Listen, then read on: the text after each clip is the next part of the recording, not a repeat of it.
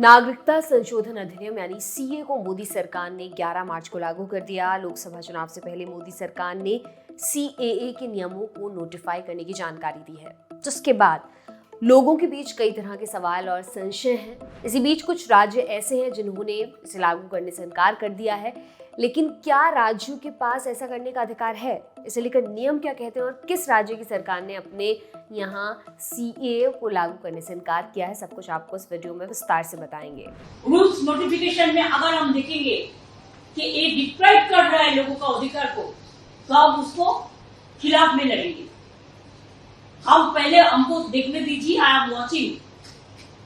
हम जब रूल्स निकालेंगे हम उसको स्टडी करके जो बताना है कल बताएंगे, लेकिन मैं आज बोल दिया कि एक बीजेपी का इलेक्शन पब्लिसिटी है, नथिंग इज देयर।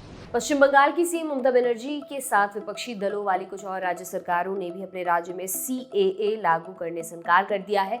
इसमें केरल के मुख्यमंत्री पिनाराई विजयन भी शामिल हैं। केरल के सीएम ने सीएए को सांप्रदायिक आधार पर विभाजन पैदा करने वाला कानून बताते हुए कहा कि राज्य सरकार पहले ही घोषणा कर चुकी है, इसे केरला में लागू नहीं किया जाएगा। किसी भी कारण से यह कानून केरला में लागू नहीं होगा। सांप्रदायिक रूप से विभाजनकारी इस कानून के खिलाफ पूरा केरला एकजुट होगा। बंगाल और केरला की तरह तमिलनाडु की सरकार भी सीएए को लेकर केंद्र सरकार के खिलाफ मोर्चा खोल चुकी है। तमिलनाडु के सीएम एमके स्टालिन ने सोशल मीडिया अकाउंट एक्स पर लिखा, नागरिकता अधिनियम को हथियार बनाकर केंद्र की बीजेपी सरकार विभाजनकारी एजेंडे चला रही है।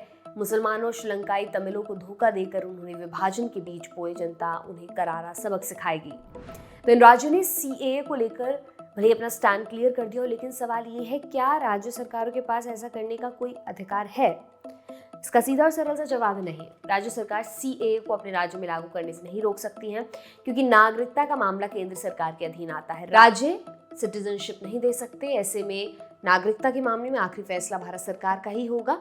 संवैधानिक रूप से किसी राज्य सरकार के लिए कहना मुश्किल होगा कि हम संसद द्वारा पारित कानून का पालन नहीं करेंगे। यानी कुल मिलाकर राज्य सरकार भले ही कितनी भी दलीलें दे, लेकिन वो केंद्र द्वारा पारित कानून को अपने यहाँ लागू करने से नहीं रोक सकती है। आपको बता दें कि मोदी सरकार ने दिसंबर 2019 में सीएए संसद में पारित कराया था। सीएए के तहत अफगानिस्तान, बांग्लादेश और पाकिस्तान से आए हिंदू, सिख, जैन, ईसाई, बौद्ध और पारसी धर्म के लोगों को नागरिकता मिल जाएगी। इन तीनों देशों में ये समुदाय अल्पसंख्यक हैं। हालांकि ये फायदा केवल उन्हीं प्रवासियों या शरणार्थियों को मिलेगा जो 31 दिसंबर 2014 तक भारत आ चुके हैं।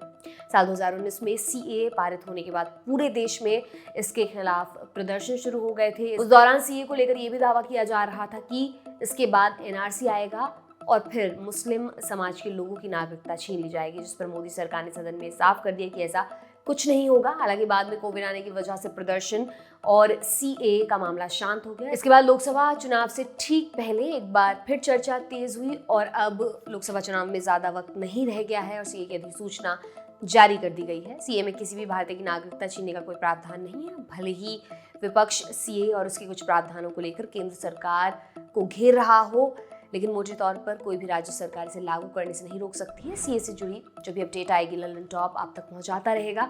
आपके लिए तमाम जानकारी जुटाई थी मेरी साथी सुप्रिया ने। मैं हूं दिव्यांशी समराव। आप देखते रहिए दी ललन टॉप। बहुत बहुत शुक्रिया।